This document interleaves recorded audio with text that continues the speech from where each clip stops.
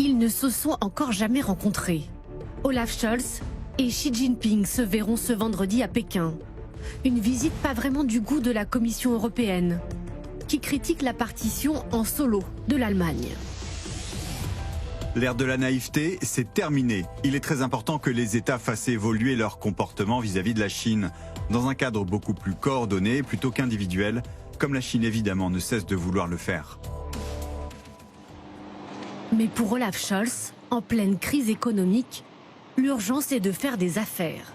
Alors le chancelier se justifie. J'ai prévu ce voyage depuis très longtemps et nous avions convenu de cette date. Emmanuel Macron lui aurait pourtant proposé de se rendre en Chine ensemble. Mais Olaf Scholz a préféré faire cavalier seul. La relation franco-allemande, décidément mal en point. Déjà en matière d'énergie, quand la France appelait à la solidarité européenne, Berlin a rejeté le plafonnement des prix du gaz. Je pense que ce n'est pas bon, ni pour l'Allemagne, ni pour l'Europe, qu'elle s'isole. Et donc, il est important que sur des propositions qui font l'objet d'un assez large consensus, on puisse trouver une unanimité. Pas d'unanimité, ni même de concertation. Fin septembre, Olaf Scholz annonce un plan de 200 milliards d'euros pour soulager les Allemands face à l'envolée des prix du gaz. Paris n'est pas prévenu et là encore, ne cache pas son agacement. L'Allemagne est à un moment de changement de modèle dont il ne faut pas sous-estimer le caractère déstabilisateur. Mais si on veut être cohérent, ce ne sont pas des stratégies nationales qu'il faut adopter, mais une stratégie européenne.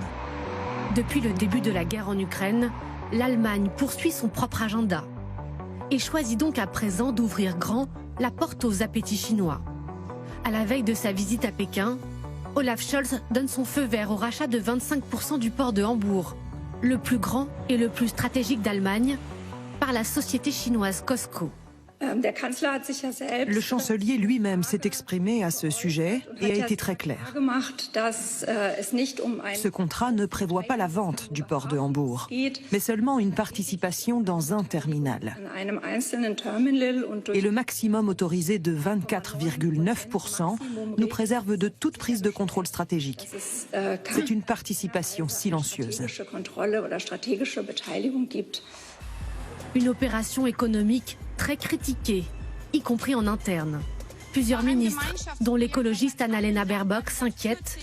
Que se passerait-il en cas de brutale détérioration des relations avec la Chine, comme ce fut le cas avec la Russie?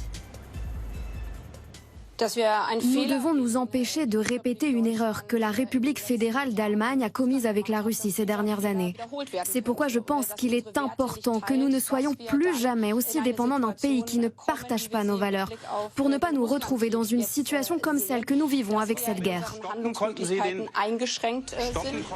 La Chine, premier partenaire commercial de l'Allemagne, pourtant officiellement qualifié de rival systémique par les 27. Aucun dirigeant européen n'y a mis les pieds depuis 2019.